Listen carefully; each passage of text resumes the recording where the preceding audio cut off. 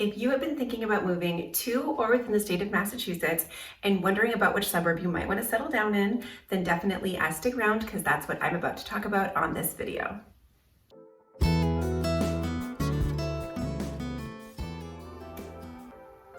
Hey there, welcome to my channel. My name is Heather.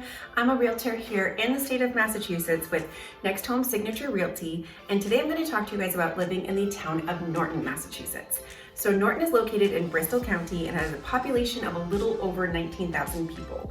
The average price you can expect to spend on a home in Norton is around $500,000, and Norton is actually a really great location for anybody who is planning to commute into either Boston or Providence. So if you're talking about going to Boston, you're going to be looking at a driving time of about 27 miles. So of course, give or take traffic, of course, factor that in, but 27 miles to get into the city of Boston. And then to go to Providence, you're looking at about 15 miles to get into the city there. So certainly not a bad commute time for either Boston or Providence, which makes it a pretty ideal location for anybody who's planning on working in either of those cities and planning to live in a suburb of Boston. So in terms of commuting into either city, again, by train, you'll go to a neighboring town. Most likely the closest one would be Mansfield. It also could be Attleboro, depending on which part of Norton you settle down in.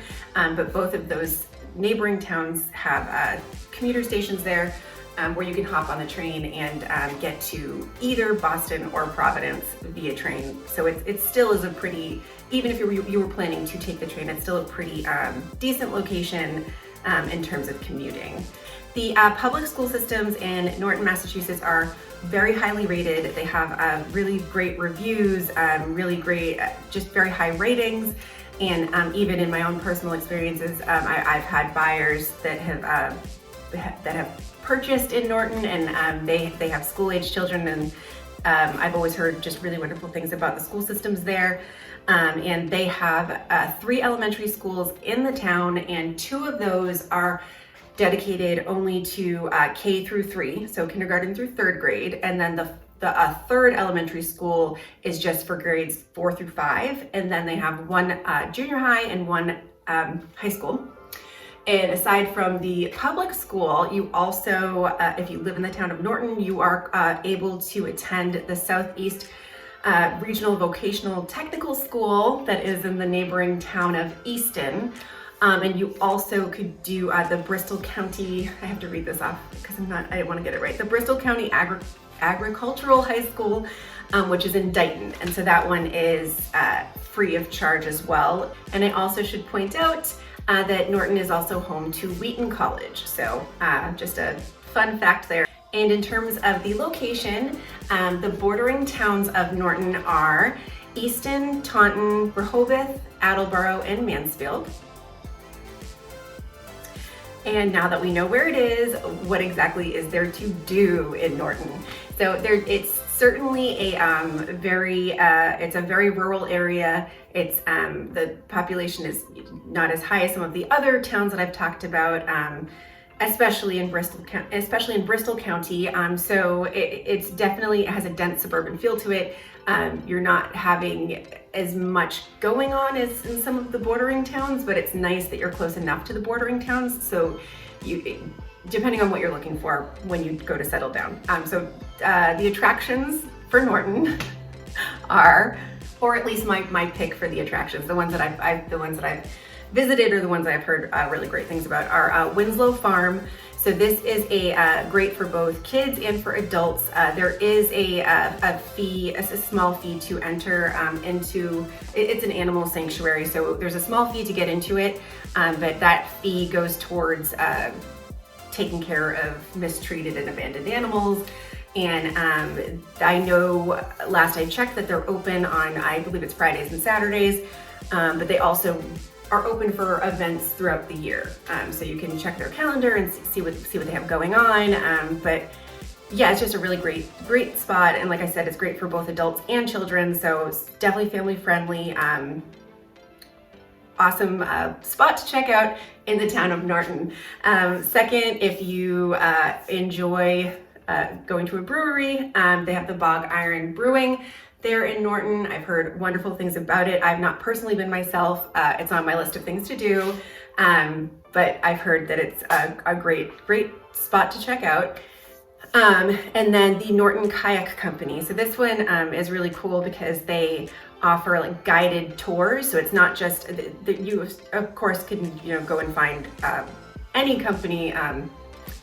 A lot of companies will do kayak rentals, and you can just go and take the kayak out, and you have like a certain time limit, and that's fun in itself. But this one in particular, they do guided tours, which I just think is awesome, and I definitely, that's on my list of things to do this summer. I've heard really great things about that as well. And I'm just gonna move right into restaurants. This is my favorite category, especially for the town of Norton, because it happens to be one of one of my favorite restaurants is in this town. So I'm gonna start with my favorite. Normally I don't pick favorites, but I'm gonna start with my favorite.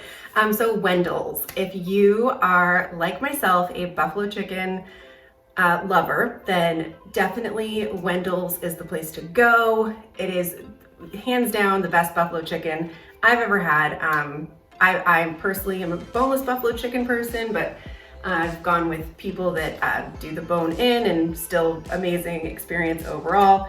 They have different levels of heat that you can get on the tossed around the wings of the buffalo chicken, but it's just really good. I've also had I've had their mozzarella sticks. I think I've had their pizza before too, which is also really good. And then they do like pitchers of beer. So if you're going with a group of people, it's just kind of a fun spot to go. It's definitely locally owned.